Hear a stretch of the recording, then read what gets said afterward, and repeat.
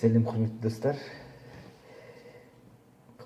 kıymetli jерлестер, zamandастар. Мына YouTube каналга аман тасыгандан талкылайт деген хабарын көрүп отурум. Бир нече бөлүмүн көрүп тастадым. Белгилүү бир анча, Instagram'нын дагы да бир белгилүү бир жулдузу солармен болгон сухбаттарын көрүп отуруп да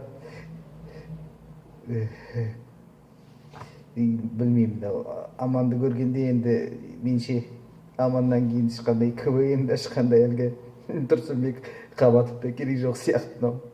Амандын өзү өзүнүн сурактары менен адамды өлтүрөт сыяктуу. Әсіресе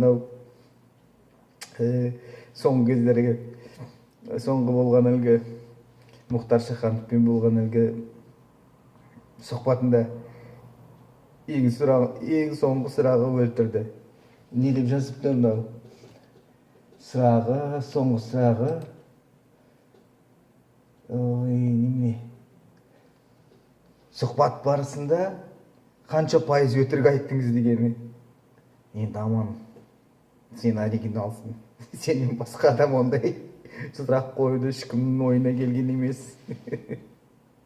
Содан кейін де тағы бір айтарым деген, аман, сен енді осындай бір хабарға шығып отырсың, сен Мұхтар Шаханов ағамыз сондай үлкен бір Қазақстанға белгілі жазушы. Сен алдында кір аяғының табаны сазба немене шаң-шаң туфлимен келіп отырсың, соны көрсетіп. Ұят емес пе енді кішкене? Ол тазалап қою керек болушы еді ғой, мысалы. Содан кейін тағы да бір не айтайын дегенім, ана жолы бір белгілі продюсермен сөйлестім ғой, сонда әлгі қыздық туралы әңгіме шықты, сонда сұрақ қойдың сен. Слушай, біз енді кеңес одағы кезінде мектепте оқыдық, кеңес одағы кезінде өмір сүрдік. Бұрын бізде бұл сөзді айту жат болатын, қыздық дегенде.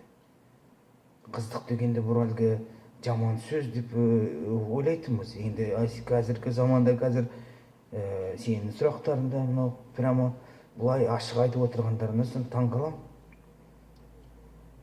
Сонда қалай енді? Кішкене аздап неше ұят болу керек сияқты.